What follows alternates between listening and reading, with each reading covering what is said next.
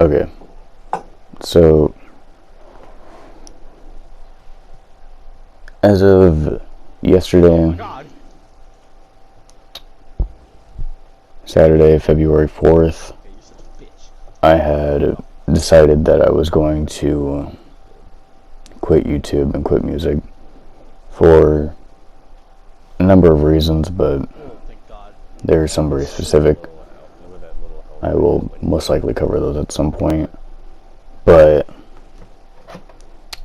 what I had written for this exactly was, so this is the end, I guess. I was born in Missouri and raised in Iowa. When I started making videos, I was around 10 years old in Sheraton, Iowa. I made my first channel with my best friend at the time and my cousin. As of today, I talk to neither of them. I forgot what happened, honestly. It's been almost 7 years since the channel was made, and I'm not gonna lie, it's been the greatest journey of my life.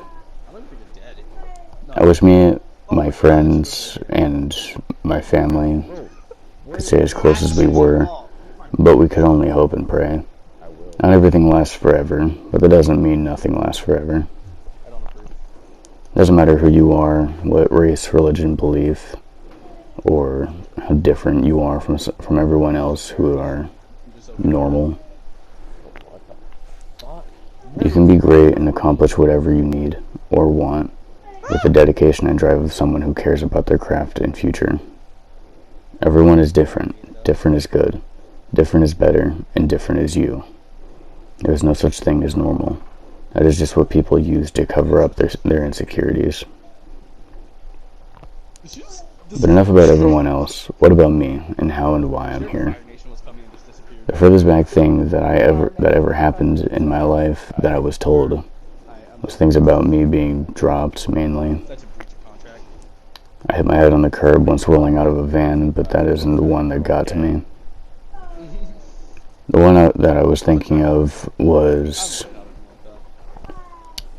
when I was probably around 3 years old, and I fell down a mountain in Nebraska. And the only reason I'm alive and even here today is because of my brother Lucas, who caught me while my dad just saved himself and nobody else could catch me. My brother enabled me to live past that moment. When I was 4 in Red Oak, the first thing I actually remember is my dad having an outburst of anger and slamming things around the house. After that, a little bit later, I don't remember the age, but it was since preschool, and got kicked out for hitting and threatening kids and teachers. I was young and filled with rage already, and didn't know any better than to just let it all out. Kindergarten to 4th grade, I spent every day in school crying my eyes out. I didn't want to live, but I was scared to die, so I figured the life I lived was the life I had. My dad in that time had left me and my family more than 5 times, and was gone at that moment too. Another reason I would cry if not by my mom or sister's side is because I was scared of being alone. My mom being the only person I ever really had who cared, but couldn't be there, did not help the fact that I didn't know my dad very well. So I thought that one day running home from school, I'd find someone like my brothers or sister, maybe even my mom, hurt or dead. Moving on to 5th grade in Casa Grande, Arizona. We lived in a trailer park next to crazy amounts of gang activity and cartel activity, where a drive-by almost happened on my mom and deaf brother Cole, but did not happen because of a cop pulling around the corner. My dad was almost shot standing outside on the phone when a couple of teens were running through our side of the trailer park, running into trailers and murdering people for little to no reason. He wasn't shot, but they ran right past him. I went to school and met Anthony, a leader of a group of kids that everyone wanted to kill. He became my best friend and the reason I wasn't beat up or killed. Me being the only white kid there, I was a minority at that time, and felt what it was like to be physically different. I feel like I had a whole new understanding of life and death determined by law and race. While I was there, I had met a girl I liked. Dominique. had walked in the next day, Anthony said, "Oh yeah, have you met Dominique, my girlfriend?" I said yes and played it off like I didn't like her. Even during and after their relationship, her and her sister tried to get with me and would flirt regularly. I always denied feelings, though, because he was my best friend. Her sister hated them being together because he was such a target. But he always had people around him. So she sent one of her friends to try and kill him. She carried a switchblade in her bag to school and got into an argument with him in the lunchroom. After lunch, we lined up outside, and when nobody was paying attention, she cut his arm open. I only turned just fast enough to see her pinned to the floor and him running into the building. He got stitches and survived, though. I haven't seen him since. I hope he's doing okay.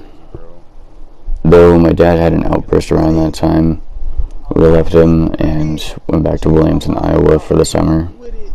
Once school started, I landed back with my dad in another trailer park in Cameron, Missouri, when I had just started writing and freestyling.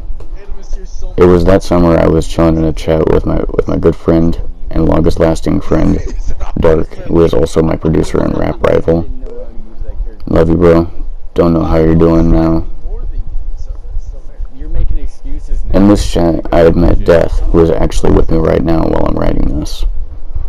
Also, much love to him. We would be on and off friends until the end of 8th grade. We had squashed all beef and spent a whole year in the same chat with each other without leaving it once. And we've been really close since. I'm leaving a lot of stuff out, which I apologize for anyone that I miss. I will try to add you all at the end of this. My dad didn't leave in 8th grade. We actually left him. In 9th grade, I was outgoing in appearance.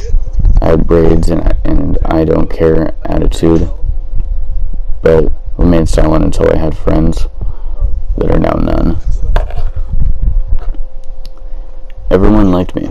I showed support for the people who were willing to come out, who were most of my friends because I had history with the rest of them. All of my online friends besides Death had things to do in a day that did not consist of talking to us, or so I showed I understood, because everyone has obligations, occupations, and more things to do in a day that are priorities. The following summer I had a broken heart, but swore to be a different person by the next year, which I did.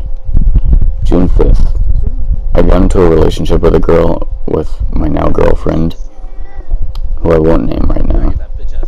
I started releasing music a little bit into a relationship. The first album I released was called The Booze Cruise. Titled that because the next day after the album was released, I would be going to Texas to board a cruise ship across the Caribbean. When I came back, life carried on as usual for a while.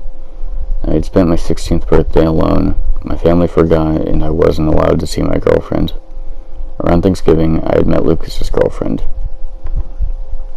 But once again, I tried to stay away. I was in a dark state during Christmas. They came back, and I was playing card games with them. Lucas, his girlfriend, and my sister Caitlin. Lucas got me sick, and the sickness beat me into the dirt. I couldn't stand or move. I was always so cold. I started throwing up often. I spent those days inside not moving or doing anything. Even after it being done, it started passively building up pain in my body. This is what would drive me to make this video. It made me stop making music and videos, but the future of me appearing online would be through Twitch. If you want to see what I'm doing at any point, I'll be trying to stream every day on Twitch. The link will be in the description to get to my channel. So this was it. I love you all. You're all great. You can all accomplish whatever you want. You can do what you put your mind to no matter what life throws at you. I hope you all have an amazing day. If you made it this far, thank you for listening to me talk about my life.